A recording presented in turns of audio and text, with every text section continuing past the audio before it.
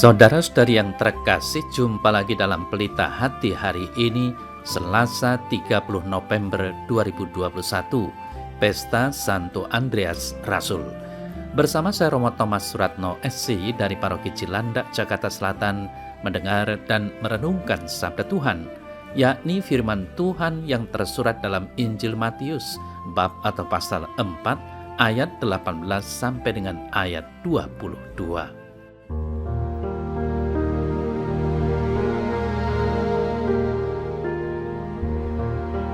Ketika Yesus sedang berjalan menyusur Danau Galilea, ia melihat dua orang bersaudara, yaitu Simon yang disebut Petrus dan Andreas saudaranya. Mereka sedang menebarkan jala di danau, sebab mereka penjala ikan. Yesus berkata kepada mereka, "Mari ikutlah aku, dan kamu akan kujadikan penjala manusia." Lalu mereka pun segera meninggalkan jalannya dan mengikuti Dia. Dan setelah Yesus pergi dari sana, dilihatnya pula dua orang bersaudara, yaitu Yakobus anak Zebedius dan Yohanes saudaranya, bersama ayah mereka Zebedius, sedang membereskan jala di dalam perahu. Yesus memanggil mereka dan mereka segera meninggalkan perahu serta ayahnya, lalu mengikuti Dia.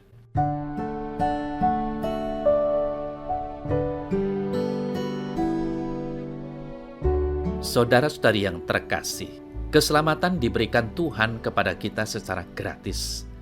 Dan kita ditebus Tuhan dengan sangat mahal oleh kematian Tuhan Yesus di atas kayu salib. Tuhan memberikan kepada kita sesuatu yang sangat berharga dan tidak dapat dibeli dengan apapun kecuali dengan hidup kita. Hidup yang harus kita persembahkan untuk kemuliaan bagi namanya. Saudara-saudari yang terkasih, ketika mengetahui bahwa setelah mengalami pencobaan di padang gurun, Allah mempercayakan pelayanan di bumi kepada putranya Yesus Kristus. Dan melalui sabdanya, Ia mengajarkan kepada kita arti sebuah pelayanan. Selama Yesus ada di dunia ini, Yesus membutuhkan orang-orang yang mau melayani bersama Dia. Ketika Yesus berjalan menyusur Danau Galilea, Ia melihat dua orang bersaudara, yaitu Simon Petrus dan Andreas, yang sedang menebar jala di Danau Galilea, sebab mereka adalah penjala ikan atau nelayan. Dan ketika Yesus berjalan lagi bersama Petrus dan Andreas, Yesus melihat Yakobus dan Yohanes anak Zebedius, dan Yesus juga mengajak mereka untuk menjadi penjala manusia. Saudara-saudari yang terkasih, dalam Warta Injil hari ini, kita diajarkan tentang respon atau tanggapan positif atas ajakan Yesus kepada Petrus, Andreas, Yohanes, dan Yakobus. Mereka berempat dipilih bukan karena ketenaran nama mereka atau kekayaan, tetapi mereka dipilih karena Yesus melihat hati yang tulus di antara mereka dan mereka mau meninggalkan kehidupan mereka untuk melayani bersama-sama Yesus. Nah, saudara-saudari yang terkasih, saat ini banyak jiwa-jiwa yang terhilang, bukan saja dari mereka yang belum mengenal Yesus, bahkan kalangan mereka yang menyebut diri jemaat Kristiani. Kita banyak mendengar atau membaca tentang orang yang mau bunuh diri, mulai dari orang yang sangat miskin atau yang terlilit hutang pinjaman online, sampai mereka yang berduit. Juga selebritis dari kalangan orang terkenal, anak-anak muda, bahkan anak kecil pun bisa bunuh diri, sebab mereka kehilangan pengharapan di dunia ini. Bahkan di kalangan umat Kristiani saja, banyak yang meninggalkan iman mereka karena tidak kuat menanggapi masalah persoalan yang sedang terjadi saat ini.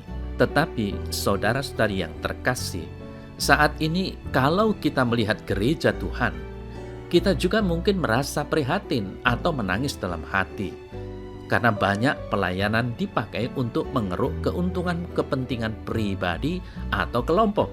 Pelayanan bukan untuk melayani Tuhan, tetapi pelayanan yang dihayati sebagai job, yang harus ada imbal jasa demi uang alias pelayanan yang mau dibayar. Lalu di samping itu, tidakkah seringkali kita jumpai sesama kita aktif berkegiatan pelayanan di sekitar gereja, tetapi keluarganya berantakan, pisah rumah sampai pisah selamanya. Anaknya mungkin sudah lari dari rumah, bahkan mungkin akan bunuh diri. Demikian juga terdengar suara miring yang mengatakan bahwa ada pelayanan pilih kasih.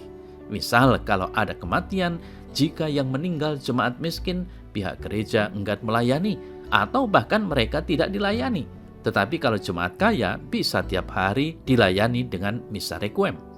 Saudara saya terkasih, tentu saja dengan pelayanan yang seperti itu bukan merupakan cura animarum atau pemeliharaan jiwa-jiwa para beriman yang simpatik, melainkan bahkan bisa berdampak banyak orang mundur dari kekristenan karena pilih-pilih dalam pelayanan. Padahal mereka butuh kasih. Sadarilah bahwa selama Yesus di dunia tidak pernah mengajarkan tentang pelayanan pilih-pilih. Yesus melayani dengan kasih Bapa. Dan yang Tuhan kehendaki saat ini adalah pelayanan dengan kasih Bapa. Pelayanan yang terutama pelayanan yang tidak dilihat manusia, tetapi Allah Bapa di sorga yang melihat hati kita. Saudara-saudari yang terkasih, sadarilah bahwa yang memberi kita hidup dan memberkati kita bukan manusia tetapi Tuhan Allah. Maka marilah kita tanggapi panggilan Tuhan untuk melayani dengan kasih. Kita tinggalkan keegoisan kita, kesombongan kita. Pelayanan pribadi kita dengan Tuhan melalui doa, mewartakan Injil dan menjadi pelaku firman-Nya, melayani keluarga dengan penuh kasih, demikian juga dalam melayani sesama. Untuk apa kita melayani ke sana kemari? Akhirnya hubungan kita dengan Tuhan berantakan dan keluarga kita hancur. Lakukanlah pelayanan yang terutama. Tuhan pasti akan menunjukkan jalan bagi kita, manakah pelayanan yang sesuai dengan kita. Ingatlah bahwa Tuhan telah memberikan talenta kepada kita menurut kesanggupan kita.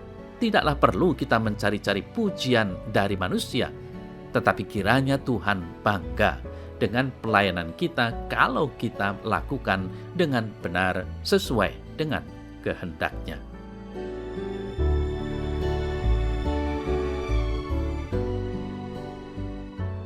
Dalam nama Bapa dan Putra dan Roh Kudus. Amin. Ya Tuhan, ajarilah aku untuk berani menjadi penjala manusia dalam dunia saat ini. Semoga aku berani terus-menerus meniru para rasul yang setia sampai akhir hidup mereka menjadi pewarta keselamatan-Mu. Semoga darah kemartiran dan hidup kudus mereka mampu menjadi teladan bagi hidup dan perjuanganku. Amin. Dalam nama Bapa dan Putra dan Roh Kudus. Amin.